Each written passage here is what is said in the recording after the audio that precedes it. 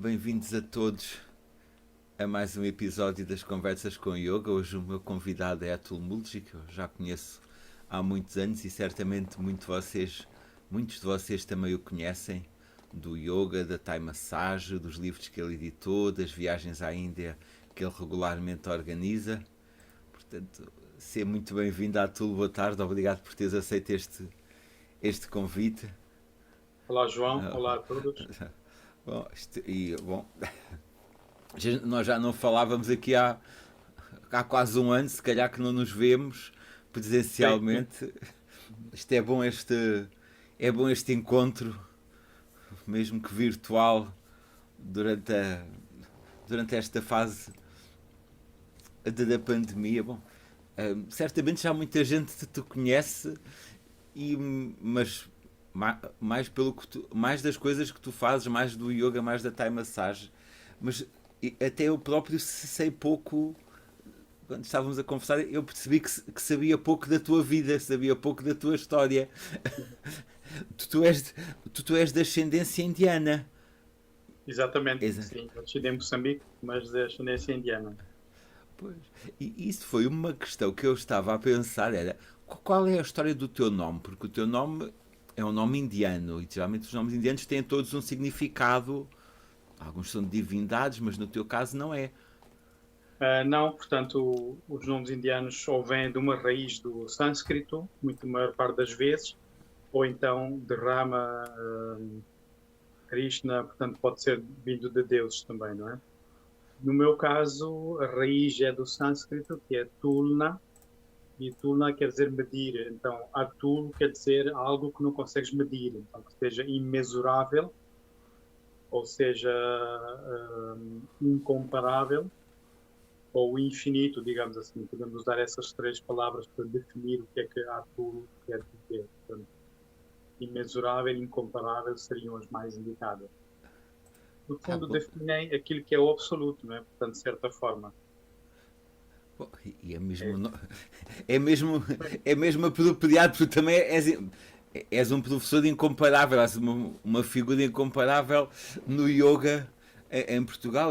Tu já praticas yoga ou já estás ligado ao yoga há eu, quantos, há há mais de quanta, 40, há mais de 40 anos. Foi quando eu comecei a praticar, sim, sim, já há mais de 40 anos, quando fui de Moçambique para a Índia, passado 1 ou 2 anos, não sei, deu-me assim um bichinho e senti assim um chamamento para ir praticar yoga. Aliás, nessa altura até não era muito comum as pessoas lá praticarem yoga.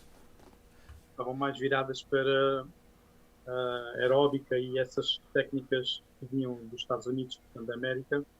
Mas a mim deu-me para ir praticar yoga, procurei algo perto da minha casa e era muito comum nessa altura, hoje também existe, mas se calhar menos, e nessa altura, num espaço que estivesse disponível, havia professores que voluntariamente dessem aulas de yoga e era tudo gratuito. E fui parar, veja, num teatro onde no lobby do teatro às 6 da manhã não há teatro, né? O teatro era sempre ao fim da tarde.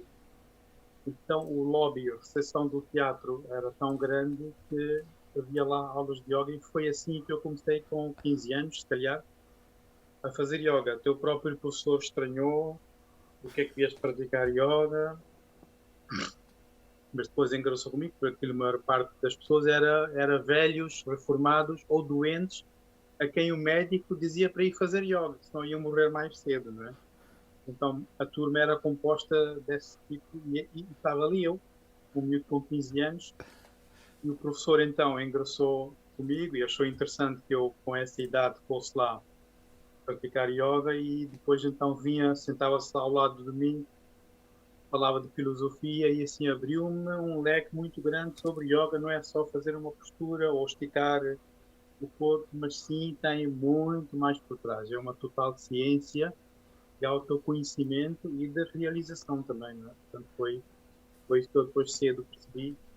Nessa altura também não havia muitos livros de autoajuda ou de espiritualidade, mas havia os grandes mestres que já nessa altura faziam como se diz, Vedanta Camp, ou assim, Bhagavad Gita Camp. Então, durante 7 dias ou 10 dias, davam palestras de manhã e ao fim do dia. Entre eles, Swami Dayananda, não é? Discípulo do Swami Chinmayananda, e outros grandes oradores e com conhecimento muito profundo no yoga, vinham partilhar do seu conhecimento. Davam palestras de manhã às 6 da manhã e ao fim do dia às 6 da tarde. Então eu estudava durante o dia, mas de manhã de cedo ia lá, levantava às 4 da manhã para chegar lá, e acabava a escola e voltava lá outra vez. Ainda era um caminho de 1h30, um percurso de comboio 1h30 para chegar a esses locais para os escutar, mas saía dali com a alma cheia, digamos assim. Portanto, era fantástico. A energia ficava mesmo elevada. Pouca necessidade de sono havia nessa altura, portanto, muito, muito bom. Portanto, isso foi mais ou menos na década de 80, se calhar, não? Em que... Década de 80, sim, exatamente, década de 80. É. Mas isso era muito diferente. Tu penso que falaste de yoga nessa altura, eles nem diziam que era Hatha Yoga ou outro estilo de yoga, falavam só de yoga. Sim, só se falava de yoga, sim. Não havia estilos, não havia nada. Era yoga e era aquilo. Nem ninguém perguntava que tipo de yoga praticas, porque essa pergunta nem sequer existia, né? Portanto, era mais isso. Portanto. Sabia-se que era Hatha Yoga e era isso. Portanto, quando se tratava da parte física, asanas, pranayama, era Hatha Yoga. Havia as kriyas também, não é? De limpeza. E depois havia meditação. Portanto, não havia estilos de yoga diferentes nessa altura, embora sei que o Iyengar Yoga já existia, mas também não era assim muito conhecido pela Índia fora. Portanto. E agora estava curioso, quanto tempo eram essas aulas que tu fazias quando tinhas 15 anos? Eu creio que demoravam 1 hora ou 45 minutos, já não me recordo bem, mas devia ser cerca de 1 hora, para aí. Talvez 1h15, não sei. Não... Sim, mas um ambiente muito mais informal, pelo que tu contas, os idosos... não, aquilo era no chão duro, ali da recepção do teatro. Não era nenhum sítio especial, com tapetes especiais para praticar yoga. Era só aí, cada um trazia o que tinha em casa. Eu acho que levava uma toalha, porque nem sequer havia tapetes de yoga. Esses de borracha que hoje se vendem, não é? De marcas variadas, e que é fantástico hoje em dia poder escolher, até de cortiça. Na altura era uma toalha de banho que tinha em casa, levava e fazia yoga em cima dessa toalha. Aquilo não era fácil, escorregava por todo lado. E daí seguias para a escola. Ias para as aulas. Depois daí, claro, ia para a escola. E depois os meus colegas da escola, que também tinham a minha idade, e esses também estranhavam. Mas vais fazer yoga por quê? Por que não vais para a aeróbica ou uma cena assim mais cool, não? Eu disse, não, para mim é yoga que me chama, portanto. Que te preenchia. E eu estava curioso como eram essas palestras que tu seguias dos swamis, dos gurus que falavam. Isso, nada disso era anunciado na internet, não é? Nem sequer não havia internet. Internet não existia sequer. Não existia sequer, portanto. Então aquilo era através da coluna de eventos diários no jornal. Aparecia lá, olha, hoje há isto. Então eu todos os dias, pelo menos via, a única coisa, se não via mais, era só os eventos, ver se havia alguém que iria falar sobre Bhagavad Gita, ou Vedanta, ou Upanishad, ou algum tema assim do fórum espiritual. E quando havia algum evento, aparecia sempre no jornal. Então é assim que eu descobria que havia esses eventos. Então aquilo eram semanas inteiras, de manhã e ao fim do dia, em que esses grandes mestres vinham partilhar do seu poço de sabedoria. Era uma coisa fantástica. Portanto, aquilo geralmente era dividido. Imagina, pegavam num capítulo do Bhagavad Gita. Então, para terminar o Bhagavad Gita era preciso 18 anos, porque imagina um Swami que vinha uma vez por ano, fazia um capítulo. O Bhagavad Gita tem 18 capítulos, então demorava 18 anos a completar. Claro que eu não completei-os todos, não é? E depois de manhã pegavam num Upanishad e depois falavam, pronto, sobre alguns shlokas principais, mas para tentar ahm, passar a essência desse Upanishad, digamos assim. E era assim que a coisa funcionava. E quem é que ia? Quem é que estava nesses eventos? Eram praticantes de yoga? Eram pessoas comuns? Era, toda a gente ia? Como? Não, era gente de todo o tipo, podiam não ser praticantes de yoga, do Hatha Yoga, como nós conhecemos, mas eram pessoas que já estão de alguma forma conectados à procura, na sua busca interior, digamos assim, e iam lá também aprofundar o seu conhecimento. E havia poucos jovens, não havia muitos como eu, portanto, a maior parte eram ou eram reformados, ou pessoas dos seus 50 e 60 e que tinham mais tempo livre, porque os outros estavam a trabalhar e não tinham tempo. Volta e meia apareciam-se estudantes como eu, ou um pouco mais velhos, ou mais. Mas eram poucos, sim.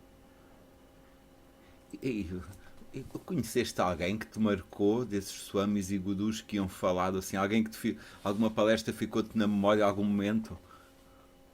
A palestra em especial não diria, mas, por exemplo, o Swami Dayananda, bem, tinha um sentido de humor tão grande e um conhecimento tão profundo que esse marcou-me, sim, entre eles.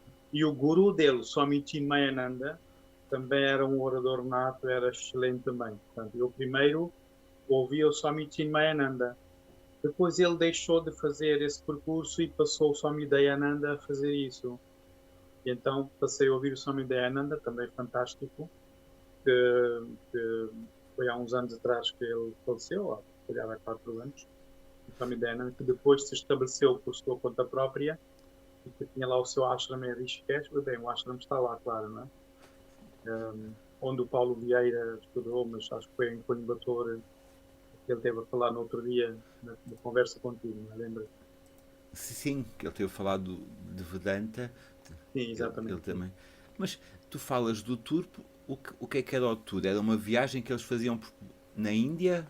Sim, porque imagina, eles saíam e, iam para várias cidades. Imagina, passavam por Bombaim, estavam lá 10 dias, depois se calhar iam para Bangalore, outros 10 dias, havia lá outro camp, depois iam, sei lá, para Delhi, outro camp, então faziam um tour, se calhar, durante 3 ou 4 meses, e creio que depois, e isto eles faziam no inverno, e eu creio que quando começava lá o verão e era a época das chuvas, era quando eles iam para o estrangeiro, para a Europa e Estados Unidos, e depois faziam lá o seu tour. Porque eu agora lembro-me que lá na Índia geralmente era no inverno, era em janeiro, fevereiro, dezembro, era nesse período que eles estavam lá. Depois deviam vir para a Europa e para os Estados Unidos, provavelmente. E é assim que continuava o ciclo, portanto, anual, mais ou menos.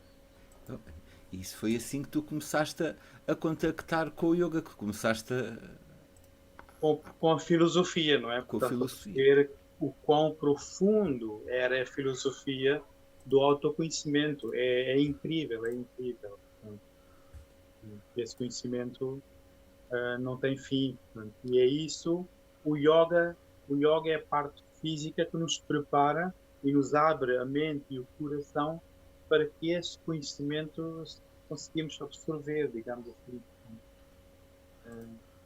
É isso. Era quase se calhar um oposto do que nós fazemos agora, isto sem nenhum juízo de valor. Agora, se calhar, começamos mais pelas posturas físicas e vamos à procura da filosofia.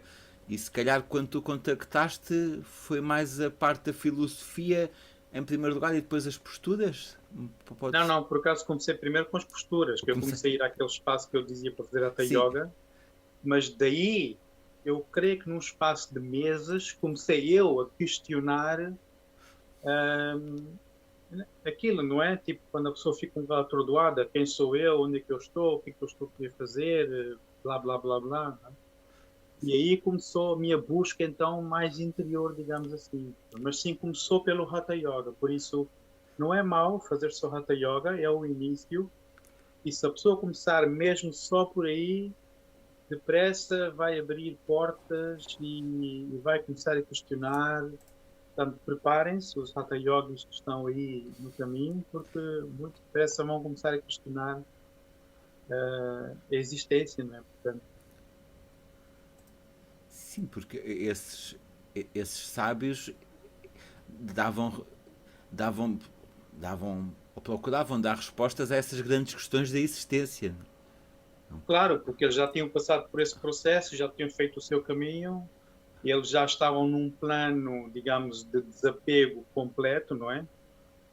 Ahm, Aliás, nessa altura, a mim já me chamavam de Swami lá na Índia, portanto, a família, os pais, e os meus pais já andavam aterrorizados porque pensavam que eu iria deixar a minha vida e seguir para ser um sadhu, não é? Portanto, ia fugir de casa, ser um monge, um sadhu, portanto. E eles tinham medo disso e acho que esse medo era generalizado no seio indiano, que as pessoas que viviam não faziam yoga. Quem fazia yoga eram só os renunciantes, não é? Os monges, os renunciantes. Então, se alguém fosse fazer yoga, era já um pé nesse caminho. Portanto, não havia aquilo chamado yoga para a saúde, era raro. Agora é que já se pratica yoga para a saúde. Nessa altura não se fazia isso. Eu conheço que só os monges é que praticavam o yoga, porque era um caminho para uma autorrenúncia, não é? Digamos assim, para criar o desapego na mente deles. E tu tinhas essa vontade de ser monge, de renunciar ou não? Já, Talvez tenha pensado nisso desde a altura, mas não, nunca foi algo que me manteve ocupado durante muito tempo, não. Por acaso, eu creio que não. Creio que não. Queria viver muito, muito na vida, mas com esse. Ou seja, é assim, existe aquela renúncia, mas é uma renúncia interior, digamos assim, né? O desapego não quer dizer que se eu agora tenho o meu telemóvel que eu vou ficar sem ele. Eu preciso dele para trabalhar, não é? Para a minha existência. Mas o desapego significa, se eu o perder, não vou ficar preocupado durante uma semana sobre o meu telemóvel. Portanto, era esse o desapego, não é? É como uma pessoa que compra um carro novo, bem, cada vez que sai ou entra do carro, dá duas voltas ao carro. Esse é o apego ao carro novo, não é? Depois, mais tarde, deixa de fazer isso. Então, esse é o apego. Portanto, e é disso que estamos aqui a falar. Não quer dizer que ele tenha não tem que ter o carro ou comigo do carro, mas é o apego ao carro que é diferente. Portanto, exato. E tu já pensavas em ser professor de yoga e ensinar durante esse tempo? Ou quando é que isso apareceu? Veio muito depois? Veio na alta?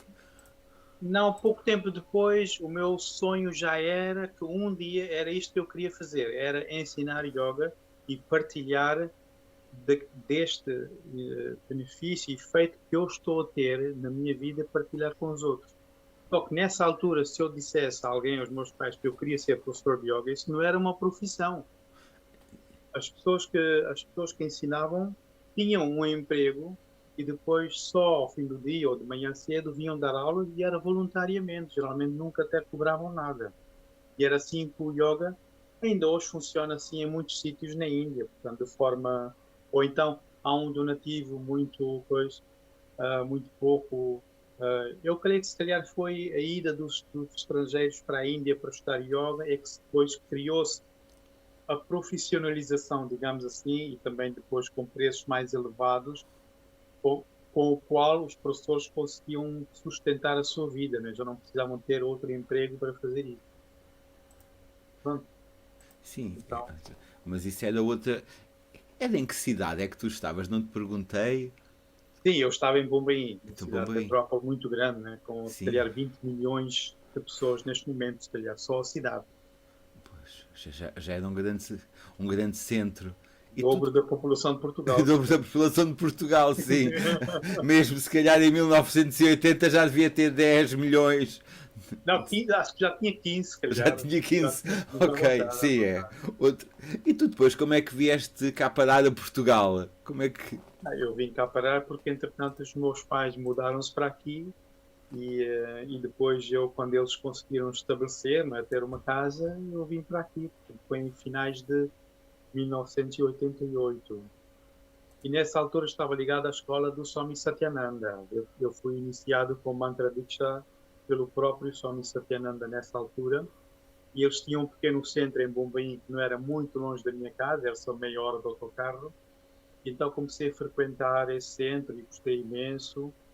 Aliás, descobri também essa escola, digamos assim, de Bihar School of Yoga, não é, do Swami Satyananda, através de um evento nas colunas do jornal, em que dizia Yoga Nidra, acho que dizia Yoga Nidra, e eu assim, Yoga Nidra, a palavra yoga, pôs logo as orelhas em pé. Então lá fui eu descobrir o que era o Yoga Nidra.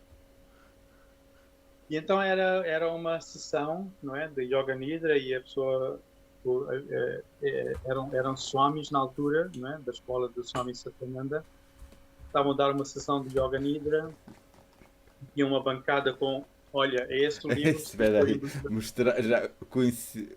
Sim. Isto para quem não conhece o livro que o Yoga Nidra do Swami Satyananda Saraswati da de Bihar School of Yoga. Bom, mas Agora, continua. Aconteceu uma coisa muito curiosa. Aliás, quando vi essa bancada com dezenas de livros, fiquei louco, não é? Tipo, por onde é que me vou virar? Quer dizer, o que eu andava à procura está tudo aqui. Mas pronto, então, eu estava com uma tosse na altura, com uma irritação na garganta, e estava um bocado aflito quando cheguei lá, e antes disso também. Devia ter uma infecção qualquer. A sessão começou, e aí no início, claro, como ficamos deitados todos, a tosse ainda continuou e mais ativa. Mas, curiosamente, quando a sessão terminou, e acho que foram uns bons 45 minutos, eu depois notei que a minha tosse tinha desaparecido. Portanto, eu não tinha feito nada para isso. A única coisa foi mesmo a sessão de yoga, ficámos deitados, ouvir as instruções e tal. Mas no fim, o meu sistema nervoso terá acalmado tanto que a tosse, deixei de ter a tosse, deixei de. Aí comecei a pensar, não, aqui há qualquer coisa especial que aconteceu. Né? Estava feliz com a tosse quando cheguei e de repente ela desapareceu. Portanto, o sistema físico reage também ao nosso emocional, portanto, dentro. Então, não me lembro se logo eu comprei o livro, se não entendia nessa altura, mas depois descobri que o centro deles era mais perto até da minha casa e passei a ir lá com regularidade, frequentar o centro. E depois, mais tarde, até comecei a dar aulas de yoga para as crianças que iam lá ao centro, que me convidaram para isso. Mas Então, as minhas primeiras aulas de yoga foram para crianças. Eu assim, mas eu não sei nada sobre yoga. Não te preocupes, tu vais bem durante algum tempo, porque aquilo era uma sociedade, era um condomínio muito grande, onde estava inserido o centro, num dos apartamentos.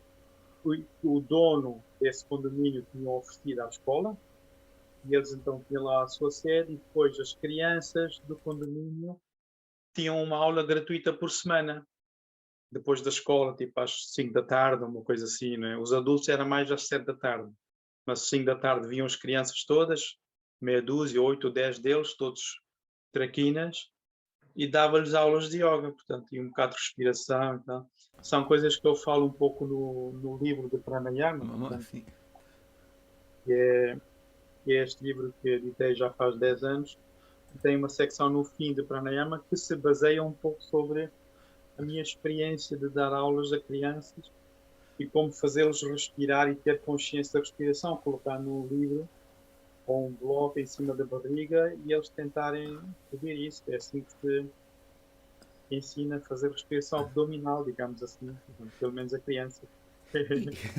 e agora estou muito curioso com uma coisa. Como é que tu conheceste o Swami Satyananda depois e Pois, tiveste essa iniciação? sim, isso foi assim, portanto, o centro de Bombaim, havia lá swamis residentes, por acaso eram australianos, mas depois o Swami Satyananda, quando vinha de Bihar, passava por Bombaim para apanhar algum voo, fazia uma paragem lá, às vezes um dia ou às vezes só meio-dia, e depois, quando ele vinha sempre, havia sempre algum programa especial. Geralmente havia um satsang, mas então eu já tinha ido a ouvir satsangs com o próprio Swami Satyananda, e depois uma vez organizaram mesmo um mantra diksha. Será? Se alguém quiser mantra, ele vai estar aqui neste dia, portanto, depois disseram o que é que nós tínhamos que preparar, não é? Tínhamos que tomar banho, pôr uma roupa branca, levar uma oferenda, não é? Flores, fruta, um envelopezinho com algum donativo, uma coisa simbólica. E lá fomos todos, ainda éramos dezenas de pessoas que depois, nesse dia, receberam o seu mantra Diksha com o Swami Satyananda, portanto, diretamente. É. E se calhar nós aqui, bom, para quem leu aquele livro do Autobiografia de um Yogi, do Padma Sim, Sangha, nós imaginamos sempre esses swamis como, não sei, uns seres iluminados, quase a levitar, alguém com uma grande energia. Tu sentiste isso? Sentia-se? O que é que se sentia ao pé de, dessas, desses gurus que tu conheceste? ok, claro que os verdadeiros gurus nunca vão expor os seus poderes, os seus siddhis, digamos assim, não é? Mas o que tu sentes quando estás junto a uma pessoa com uma energia mais elevada é que a tua energia também se eleva. Ficas mais bem disposto, mais positivo, sentes uma leveza, portanto, então, e esse é o efeito direto de estar na companhia de seres assim, não é? E é isso que senti várias vezes, mas não vi ninguém fazer nenhuma proeza porque isso é mais show off, não é? Normalmente eles não fazem isso, é muito raro mostrarem isso. Só quando há mesmo uma necessidade especial ou para provarem alguma coisa a alguém, eles poderão fazer isso. De outra forma, não, não vês isso, mas sentes qualquer coisa, portanto. Depois tem uma coisa que também depende da sensibilidade de cada um, não é? Há pessoas mais sensíveis e há outras menos. Então, os mais sensíveis poderão sentir de imediato os efeitos de estar junto a essas pessoas, não é? Os outros nem tanto, mas está tudo certo. Portanto, é. Tu depois disso tudo vieste para Portugal? Como é que foi? Quando chegaste, começaste logo a dar aulas cá? Não, Não. eu formei-me em engenharia de telecomunicações e claro que comecei a trabalhar nessa área. Na altura havia o boom de informática, portanto não foi difícil arranjar logo um emprego no espaço de um mês. Comecei a trabalhar.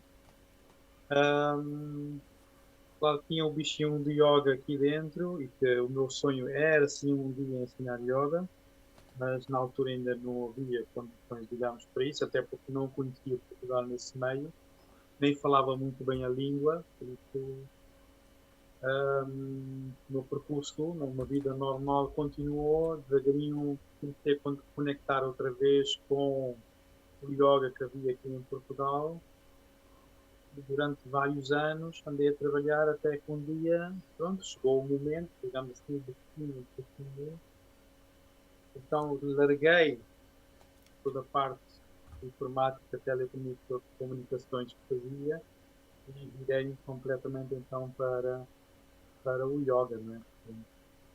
E, isso, e para quem nos está a ouvir, que se calhar eu sou uma geração mais recente, isso foi em que ano? Mais ou, mais ou Isto menos? foi perto do ano 2000, para aí, ou 2001, nessa altura. Creio que foi nessa altura que Sim. foi a reviravolta. Aliás, foi em 2001 ou em 2000 que eu fiz formalmente um curso de formação de professores, não é? Através da Escola Shivananda em Inglaterra. Fui à Inglaterra fazer esse curso. Foi em 2000 ou 2001, agora não me Sim. lembro ao certo, mas foi isso. Portanto, já lá Sim, vão 20 anos. que terá sido quando começaram a aparecer os primeiros professores de yoga a tempo inteiro em Portugal.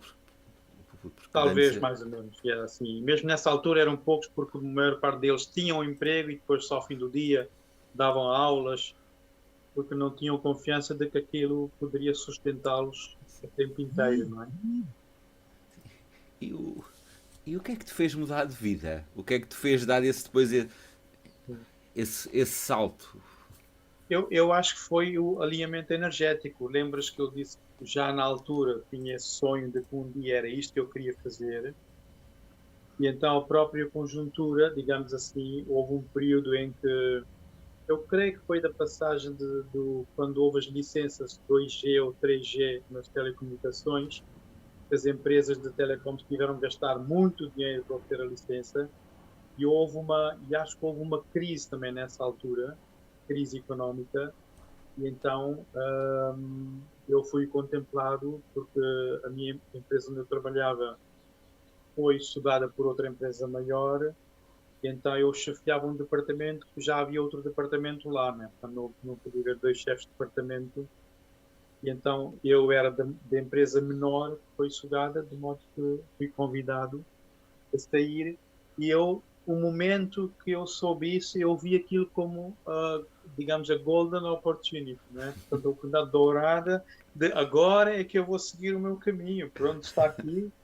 Deus pôs-me nesta posição e então ele, a partir de agora, vai tomar conta de mim. Portanto, eu deixei de me preocupar, quer como é que ia ganhar o meu pão. Portanto, e quando cheguei a casa, disse aos meus pais, ficaram um bocado alarmados. Então, e agora vais ensinar yoga? Sim.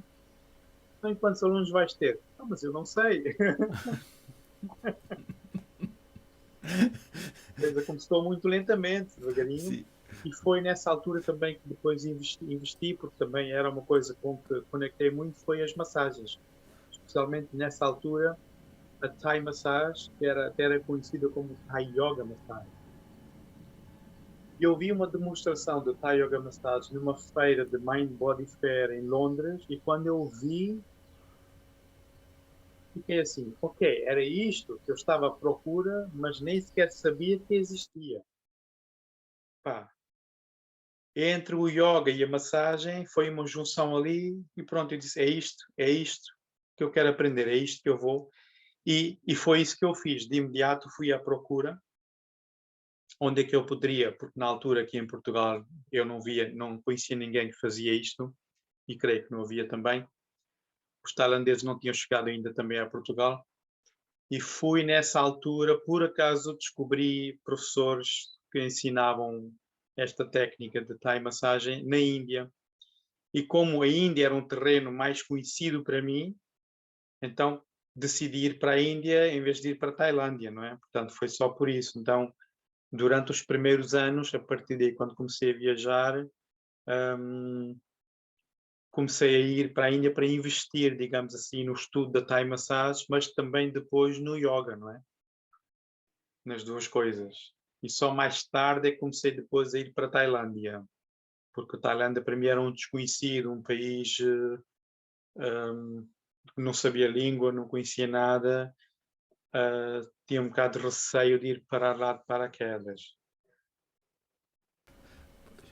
É, porque eu lembro-me de ti, estava-me a lembrar, eu quase que acho, eu já te conheço desde antes do ano 2000, já te conheço desde o final da década de 90 e eu É associo, que sim. eu acho que durante um grande período de tempo eu associava-te muito à Thai Massage, quase mais do que ao Thai Yoga Massage, quase que mais do que propriamente ao yoga. Ok. Não sei se estou correto ou se era uma impressão que eu tinha, mas tu estiveste muito ligado à massagem, deste Não, mas formação também. sim, sim, e ainda estou e dou formação também. Eu creio que se calhar o que tu viste foi que nesse período, sempre que havia uma daquelas feiras, não é? As feiras vegetarianas ou outras do género, eu ia lá fazer uma demonstração de Thai massage para divulgar o que é, porque ninguém sabia o que é em Portugal nessa altura. Sim, Então, era, por isso, se calhar, associaste isso a Thai massage, à sim, massagem. sim, sim, porque eu quase, as memórias que tenho, isto já vão 25 anos se calhar, é o Ah, Atul do Thai Yoga Massage. pois, Muito. sim, E só depois o Atul mais ligado mais ao ligado yoga. ao yoga, Sim, sim. às aulas de professor. Tu sempre tiveste esta ligação à Índia, porque tu continuas a fazer viagens à Índia, até viagens, não sei se tu dizes viagens de estudo, e passas. Faço viagens de estudo e também, digamos assim, turismo, mas é um turismo espiritual, digamos assim, em que quando há um grupo, nem que seja pequeno, levo-os à Índia, mas numa vertente espiritual, não é? Para conhecer. para conhecer mais esses locais. Portanto, hum, tipo a Rishikesh conhecida agora como a capital do yoga, não é? Cada segunda porta, se não for a primeira, é um centro de yoga, muitos professores lá. Aquilo está cheio de ashrams também, não é? Portanto, o yoga tradicionalmente também se fazia, desenvolvia-se muito nos ashrams que havia ali. Mas é assim, Rishikesh, nessa altura, quando os Beatles foram, não havia lá um único restaurante onde a pessoa pudesse comer. A pessoa ou comia no ashram onde estava, e era aquele dal e rice, ou então não tinha sítio para comer. Portanto, era assim. E alojamento muito. Não havia hotéis nessa altura, porque as pessoas que iam para Rishikesh iam para não fazer nada. Não era para como agora que tu tens 1000 opções em Rishikesh de coisas para fazer. Na altura não havia. As pessoas iam precisamente retirar-se a Rishikesh para ficar ali para meditar, para ficar ali quietinhos, para ninguém os incomodar, para que eles pudessem conectar e com o rio Ganges a passar ali, fabuloso, né? Portanto, e ao longo do rio havia ainda há pequenas cabanas que depois eram atribuídas aos yogis que queriam passar algum tempo em meditação. Tipo, o Swami Shivananda também passou por lá e tem lá uma cabana ainda na sua memória, não é? Claro que agora ela está muito melhor do que estava na altura. Na altura aquilo era só umas placas de metal e pouco mais. Portanto, nessa altura. E depois ele ia uma vez por semana ali a um ashram, ia buscar um punhado de rotis, depois guardava-os na sua cabana, aquilo secava, e ele depois, para os comer, quando ia para o rio de manhã fazer a sua sadhana, a sua prática, demolhava-os no rio para ficarem moles para poder comer. Portanto, foi assim o início do período da sadhana do próprio Swami Shivananda, quando ele voltou da Malásia, porque era um médico, não é? E tu ainda tiveste o prazer de conhecer Rishikesh assim. Ainda visitaste Uh, um pouco isso. sim, sim. Sim, agora é construções atrás de construções. Portanto, eu comecei o Rishikesh já faz mais de 10 anos e nesses 10 anos foi a loucura total. Portanto, quando eu conheci, ainda era um pouco pacato. Ainda era um pouco pacato. Agora já acho que esta década de 2010 para 2020 foi assim um crescimento exponencial de ofertas em Rishikesh. Portanto, quantidade de alojamento. Depois, tudo que é guru mundial tinha que fazer uma paragem em Rishikesh, dar os seus satsangs, e então isso, claro que atraía mais gente também, e assim por aí fora. Havia gurus americanos, brasileiros, um, europeus, todo mundo ia lá, e depois as pessoas que eles atraíam também iam lá nessa altura. E Depois cresceu. fazem-se lá festivais de yoga, então isso também atrai muita gente, Sim, portanto tornou-se um bocado um circo, mas pronto, faz parte. Olha, faz parte. E, desde e- que a essência não se perca, não é? Que o sim, yoga é yoga e é para o que serve, não é só um show, mas sim para manter a nossa ligação à internet, não é? Portanto, a internet serve para isso também. Assim exato. como nestes momentos estamos a usar aqui a internet, mas para ligarmos à internet, não é? E como é que surgiu? Tu mostraste há pouco o teu livro do Pranayama. Eu sei que tu tens mais um livro dos Ah, mudras. sim. Em que parte da tua vida é que apareceu? Então isso, ok, isso é uma história muito engraçada porque dessas viagens que eu fazia de estudo à Índia, mas para mim próprio, né, no início, tive a oportunidade de estudar, aprofundar o estudo sobre mudras com um senhor lá na Índia. Em tempos de pranayama fiz mesmo uma pós-graduação, um curso de um mês numa das escolas, institutos mais conhecidos na Índia. Mas depois, quando voltei cá, comecei a dar pequenos workshops de mudras, digamos assim, né? E de pranayama também. E numa dessas oportunidades de um workshop que eu dei a um grupo que eu acho que era só mulheres, num grupo de autodesenvolvimento, mas fui convidado só para falar um pouco sobre mudras. Bem, foi tão divertido aquele workshop que elas não paravam de fazer perguntas e descambaram aquilo tudo. Mas foi super divertido. E acho que 1 ou 2 dias depois desse evento terminar, recebi uma chamada de uma senhora e perguntou-me se eu tinha pensado ou se queria escrever um livro sobre o assunto.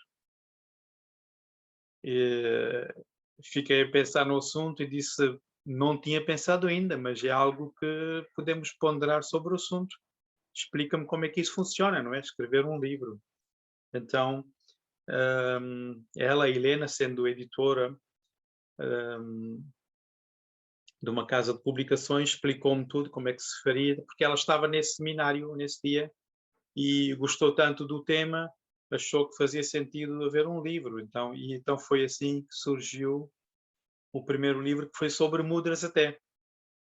E depois o segundo é que foi sobre o pranayama, que era um tema que para mim dizia muito. Então esse, depois de passado 1 ano, é que saiu o livro sobre o pranayama. Foi interessante, surgiu assim através de um convite primeiro para escrever o livro. Não tinha pensado nisso sequer, portanto. Mas sim, eu acho que através do livro se consegue chegar a muita gente. Que uma vez até me contactaram a dizer que alguém que esteve a fazer uma viagem para o Algarve parou numa bomba de gasolina no Alentejo e viu o livro à venda ali na loja, não é? Da gasolineira, e disse que nem sequer sabia o que é que a palavra significava, mas a capa atraiu de alguma forma e comprou o livro.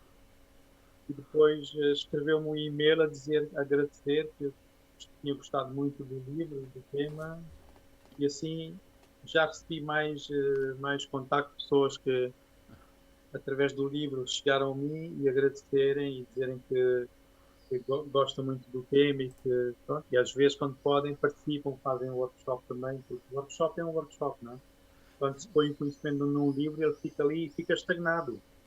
Mas, claro que o conhecimento em si vai crescendo conforme eu também vou aprendendo, e depois nos workshops consigo partilhar isso. Por isso, quando dou os workshops sobre mudras e sobre pranayama principalmente, as pessoas perguntam se vou falar do livro, eu digo sim, mas muito pouco, porque vou falar muito de coisas que não estão no livro, porque o que está no livro vocês podem ler, mas o que está fora do livro não conseguem ler, não é? E então torna-se mais enriquecedor.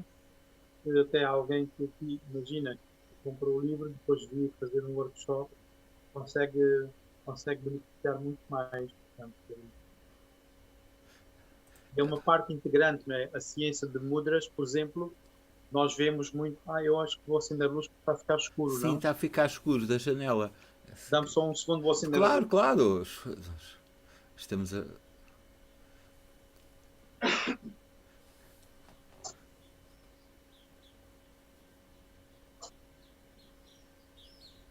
Acho que. Deixa-me ver. Acho que já estás mais Pronto, iluminado desculpem, até. não tinha, nem sequer reparei que eu já estava assim tão escuro. Mas Não, já penso que está. agora, Já está. Se calhar posso-te pedir sim. que partilhes um pranayama connosco do teu livro, não sei, bom, um pranayama é sempre um Ah, pranayama, não tem que.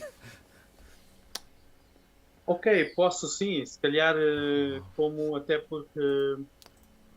ahm, Vamos fazer assim, eu acho que se calhar há muita gente a sofrer de ansiedade, stress nesta altura, Ah, sim, de e certeza. Isso é um eu tema vou partilhar, atual. eu vou partilhar um pranayama que se faz juntamente com uma mudra que se chama Shanti Mudra. Shanti significa, de Shanti significa calma, não é? Calma ou paz. Então, Shanti Mudra faz-se com os 5 dedos juntos, não é? Conseguem ver aqui. E depois pressiona-se, mesmo aqui onde é o centro da testa, a Agnya Chakra, não é aqui, faz-se uma certa pressão e depois respirações calmas, lentas e um pouco profundas.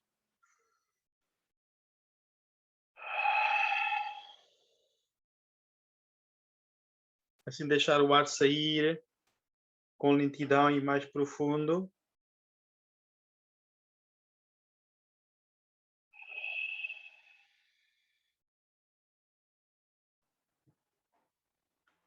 E basta umas 5 respirações dessas para acalmar imediatamente aquele estado de ansiedade, que a pessoa fique nervoso ou isso, ou para libertar o stress do dia inteiro, basta fazer isso.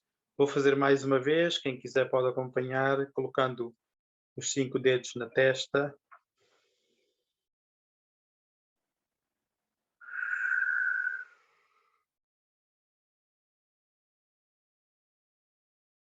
E convém manter uma ligeira pressão, mesmo neste ponto aqui no centro, e basta isso, não é preciso muito mais, portanto. E é suficiente, às vezes existem soluções simples, não é preciso tomar um comprimido que depois tem efeitos secundários, não é? A médio prazo. E basta, às vezes, também só sentar e fazer o ombro, por exemplo, só, não é?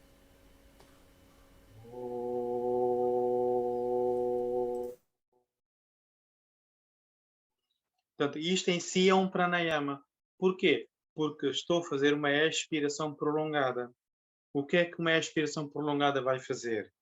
Vai ativar o nervo vago, não é? Que depois vai ter efeito calmante sobre todo o sistema digestivo e nervoso, e também vai disparar o sistema parasimpático, ao contrário do simpático. E o sistema parasimpático, não é? Que é aquele que é o rest and relax, ou rest and digest, tem também esse efeito de acalmar o sistema nervoso, o corpo. Então, para pessoas que estão ansiosas ou estressadas, hiperativas, basta fazerem assim uma expiração prolongada. Uma curiosidade, as pessoas que fumam, porquê é que fumam? Porque estão ansiosas. Portanto, o que é que essas pessoas fazem? Põem o cigarro, fazem uma inspiração profunda, mas depois fazem o quê? Fizeram uma expiração prolongada para libertar o fumo. Ora, eles podem fazer isto sem o cigarro na boca. Claro que é preciso cigarro só para não parecerem estúpidos em frente a outros colegas, não é?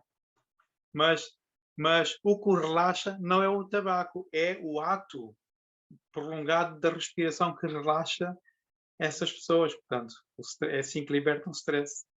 O cigarro serve como uma xuxa, digamos assim, mais propriamente falando. Como, como o auxílio do pranayama, um estimulador de pranayama. E, Exatamente. e eu reparei que estavas a falar em inglês. Tu continuas a viajar. Há fotos tuas na Europa, na Holanda, mais uns quantos países. Eu estava a Sim, ver o sim, teu também. Instagram. É. Onde é que já E levaste workshops?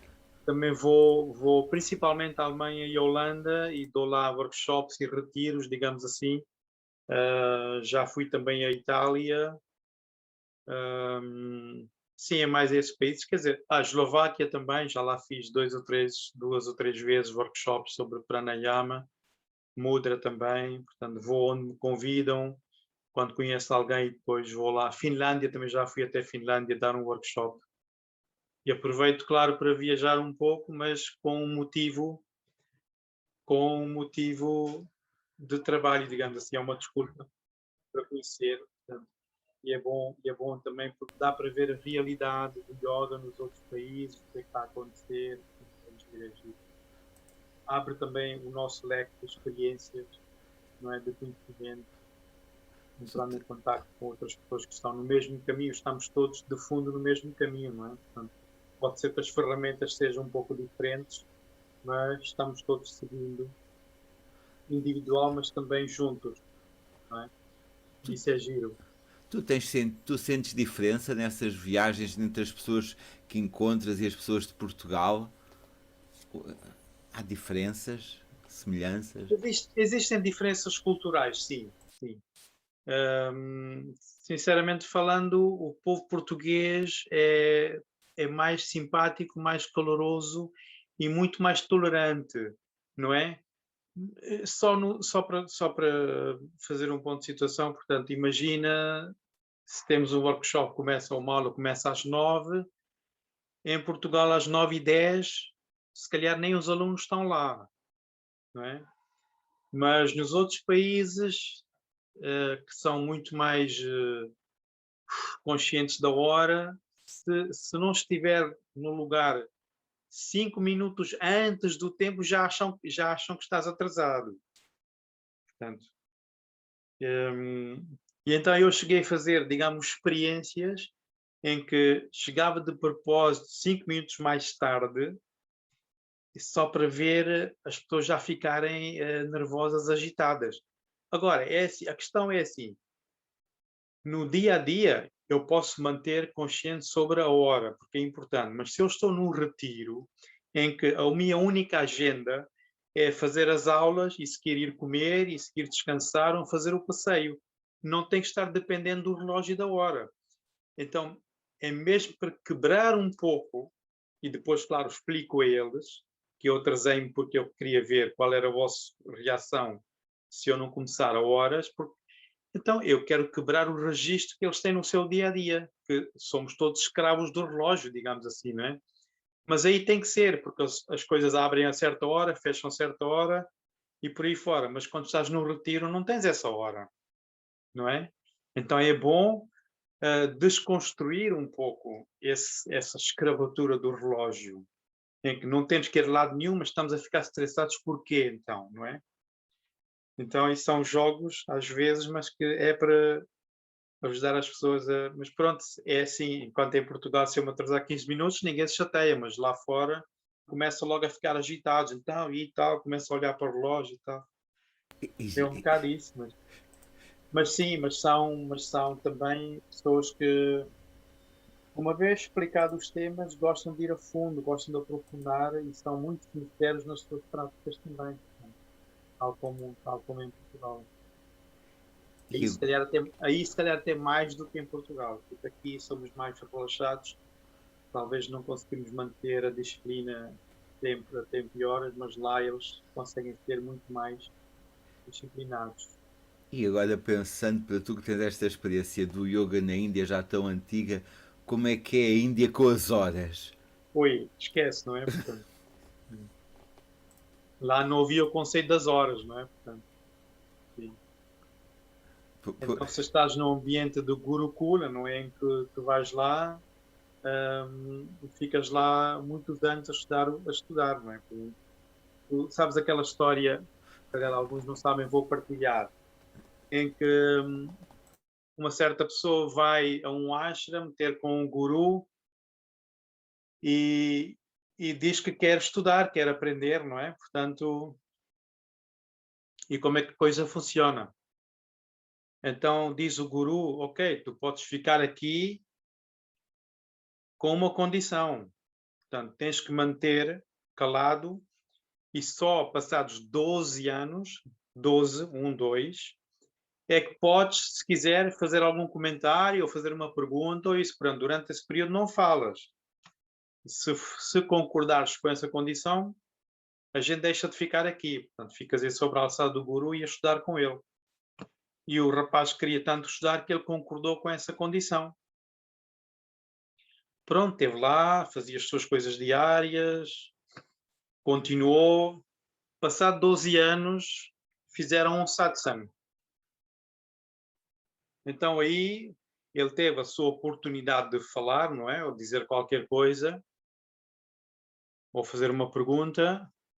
Então o guru pergunta-lhe, então, o que é que ele queria dizer?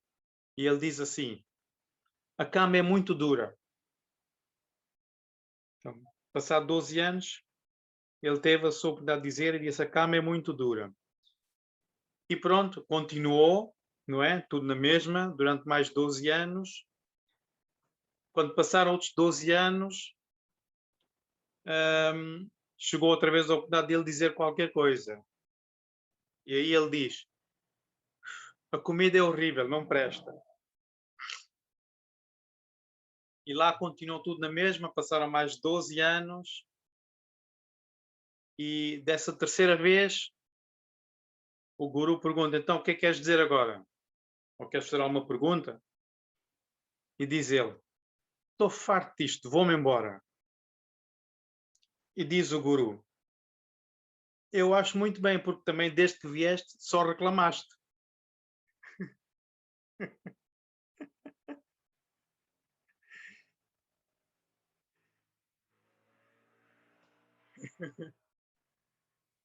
É outra mentalidade, é outra forma de ver. é outra forma de estar na vida. Exato, portanto, era assim na antiga Índia. E quando é que pensas voltar? Já tens planos para a próxima viagem? Bem, eu geralmente passo o inverno, pelo menos 2 ou 3 meses na Índia, só que este inverno eu não fui, tive quase para ir, mas depois a cena com o Covid piorou um bocado e então decidi ficar quietinho aqui em casa, que era melhor até a coisa acalmar. Portanto, espero que no próximo inverno, se a coisa acalmar e já estiver melhor as condições, aí sim devo voltar de certeza. Portanto, sim, Portanto, é isso, se calhar, de bom, não, não, 2021, 2022, certamente. sim, sim, Será que 21 para 22 no inverno, se calhar dezembro, janeiro, talvez fevereiro, vá lá, porque eu tenho ido, quando vou para a Índia, faço paragem obrigatória em Rishikesh durante algumas semanas e realmente tenho encontrado lá professores muito bons com quem estudar e aprofundar o meu conhecimento e a prática do yoga também. Portanto, acho importante continuar, desde que seja possível, continuar a fazer isso. Portanto, espero que no próximo ano a situação seja normal e já consigo voltar a fazer isso. é assim o teu local favorito ou tens mais? Rishikesh é assim a tua casa na Índia?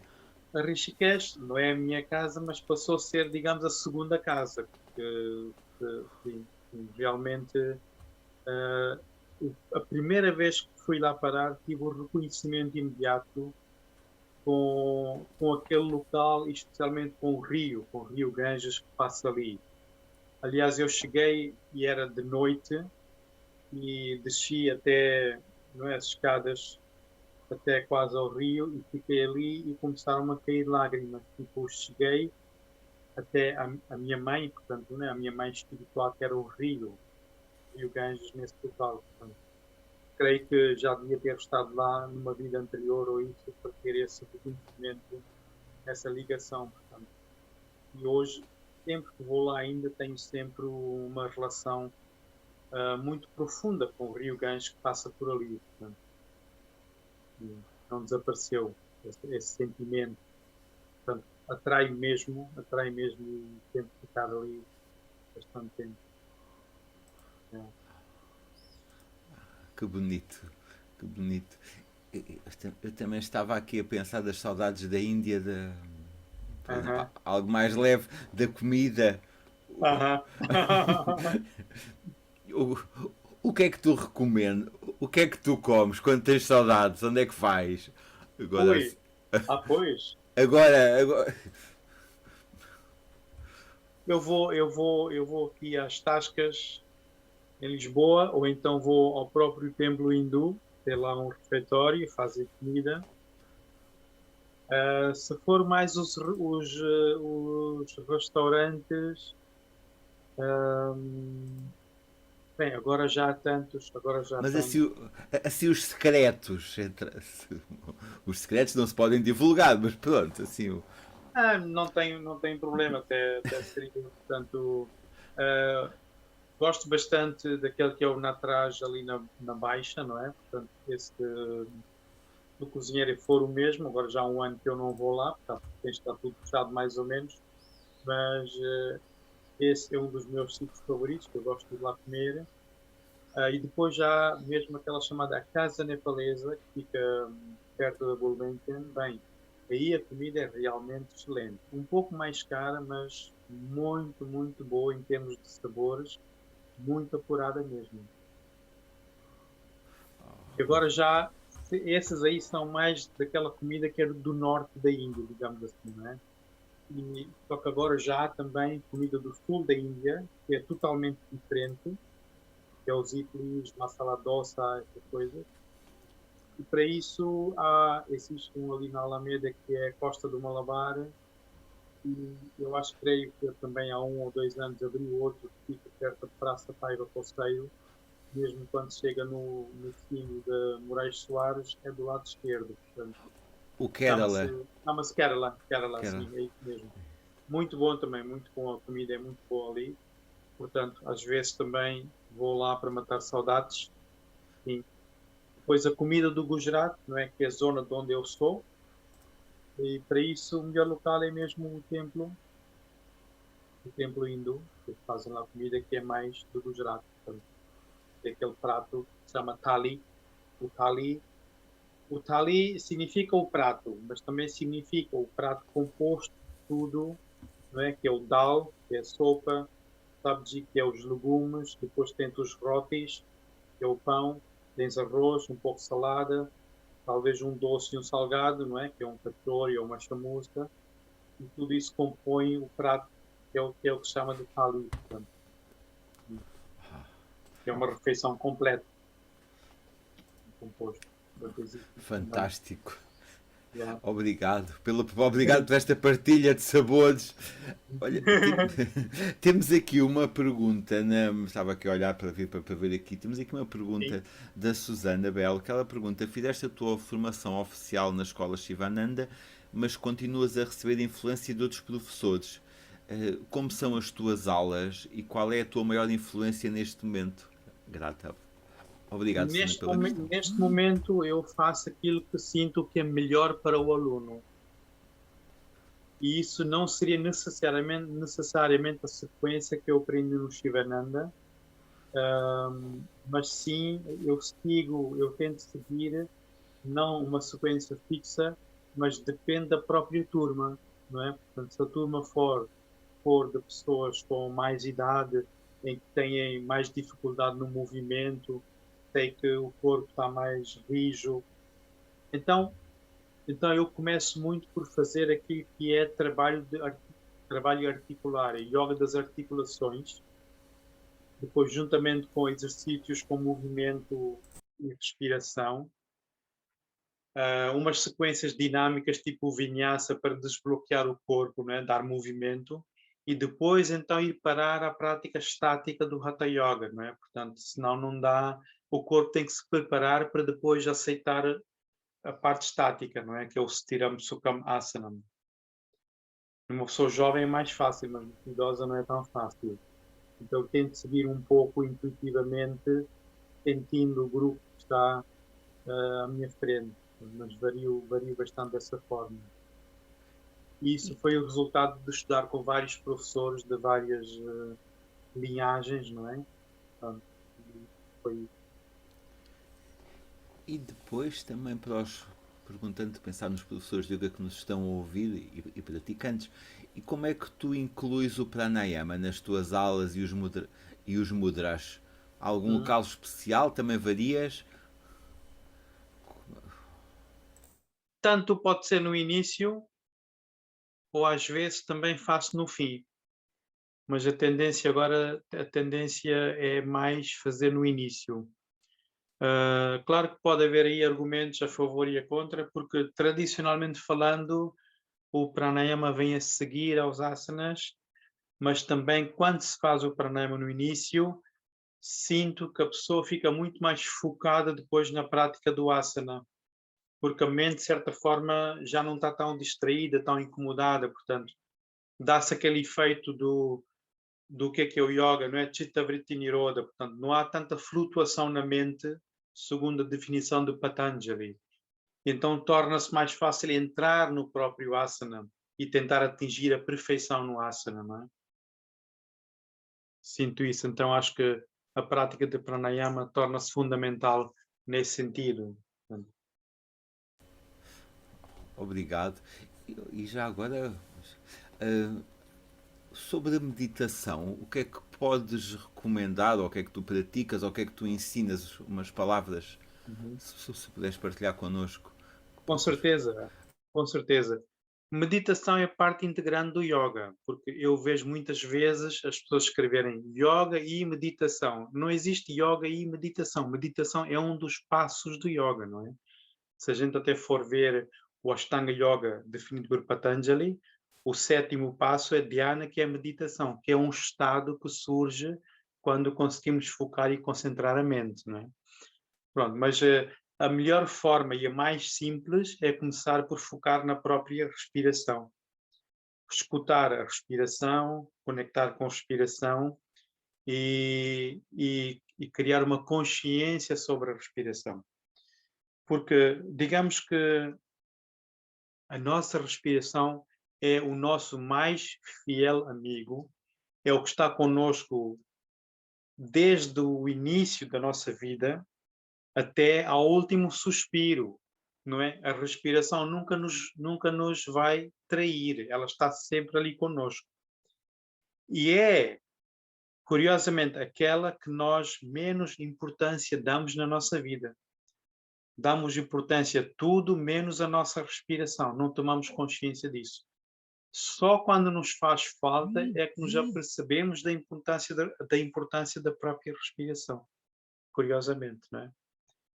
E então a forma mais simples de meditar é primeiro observar e tomar consciência da respiração. E depois existe também um mantra, que é o Soham. O mantra Soham é o próprio som da respiração. Então, só escutando esse som, se nós ficarmos mais conscientes, conseguimos escutar esse som quando estamos a respirar e conectamos esse mantra mentalmente à nossa própria respiração. Isso em si já é uma meditação muito profunda, que com tempo e com repetição faz com que a mente entre num estado meditativo e conseguimos então esvaziar os pensamentos, ficar ali só naquele estado que é o Keval Kumbhak, digamos assim, em que é Samadhi, portanto. Obrigado. Entretanto, a Tina de Carvalho colocou uma pergunta, ela também te envia beijinhos com saudades e agradece. Um, Ela pergunta-te se tu também sentes dificuldade em introduzir o pranayama nas aulas, quando as pessoas têm tão pouca consciência respiratória e principalmente nos dias que correm. Não Como? sinto dificuldade porque adapto as técnicas que vou ensinar, se a pessoa for um principiante absoluto ou se tiver já alguma prática, conforme começo por ensinar, digamos, o beabá, se for preciso. Portanto, e é o que realmente neste último ano, desde que comecei, eu estou a dar aulas de pranayama online e tenho aparecido pessoas que nunca respiraram antes, ou nunca fizeram exercício respiratório antes, né? Porque respiram de certeza, vocês estão vivos, mas que nunca tiveram uma prática de pranayama, não conhecem nenhuma técnica. Então, se eu começar a falar do Ujjayi, de Kapalabhati, Anuloma Viloma, é tudo chinês para eles. E então, e depois, às vezes, não é fácil ensinar quando não se está presencialmente, mas tenho conseguido arranjar técnicas e formas de transmitir essas práticas para depois eles poderem integrar as aulas normais com os outros alunos que já fazem há mais tempo. E às vezes, quando é preciso, faço uma sessão individual só com essa pessoa que nunca fez pranayama antes para introduzir algumas técnicas base, não é? Tipo Kapalabhati, só expandir, contrair abdômen, não é? E o Ujjayi com contração da garganta são duas técnicas fundamentais básicas que servem como o building block para as outras práticas que eu faço durante as aulas, portanto. Mas não, difícil não é, portanto. Às vezes até pode ser com movimentos tipo inspira, expira, e é assim que se introduz práticas respiratórias com movimento. Para quem nunca fez é mais fácil assim também. Se calhar se tu podias mostrar de novo o teu livro, que é isto, ou os teus livros, não sei se tens aí os dois, Este é para o quem não de conhece. Pranayama e este é o de Mudra. Portanto, A eles, respira... eles nas livrarias já não se encontram. Se alguém quiser, pode encomendar a mim diretamente, que eu faço chegar ou por correio ou pessoalmente. As pessoas têm pedido assim desta forma este último ano, portanto.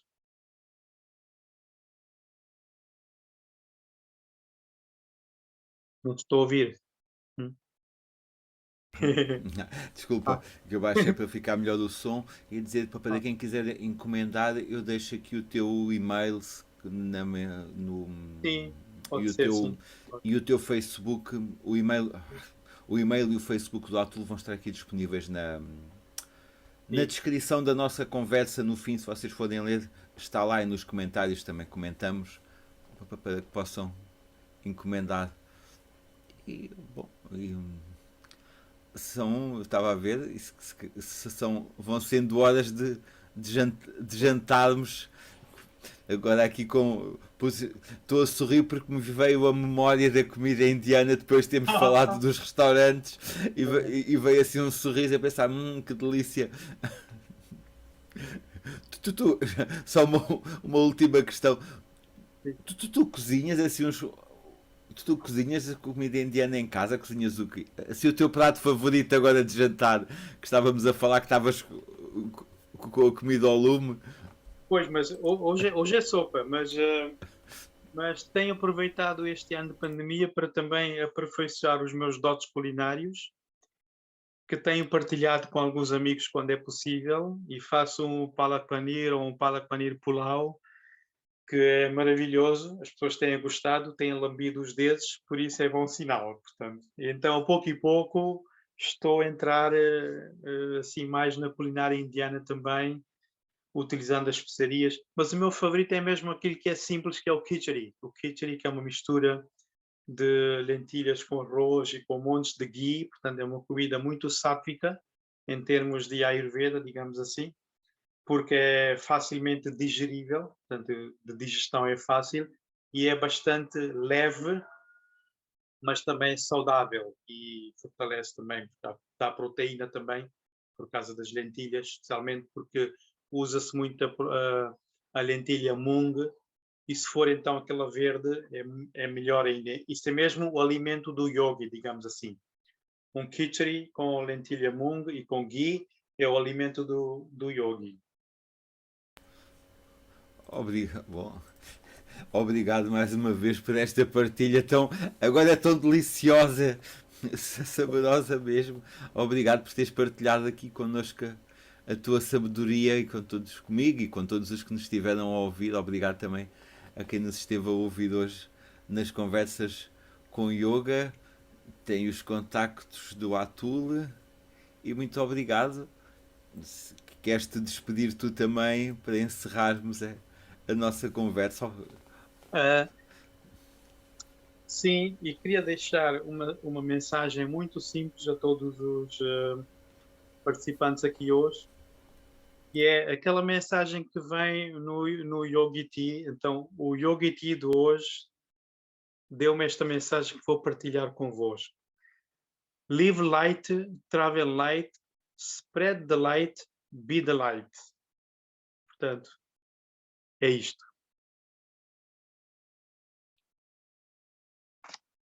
Muito obrigado também. Despedimos com o Namaskara Mudra, em que juntamos os hemisférios direito e esquerdo do cérebro para que haja um equilíbrio total, digamos assim. Okay. Muito obrigado.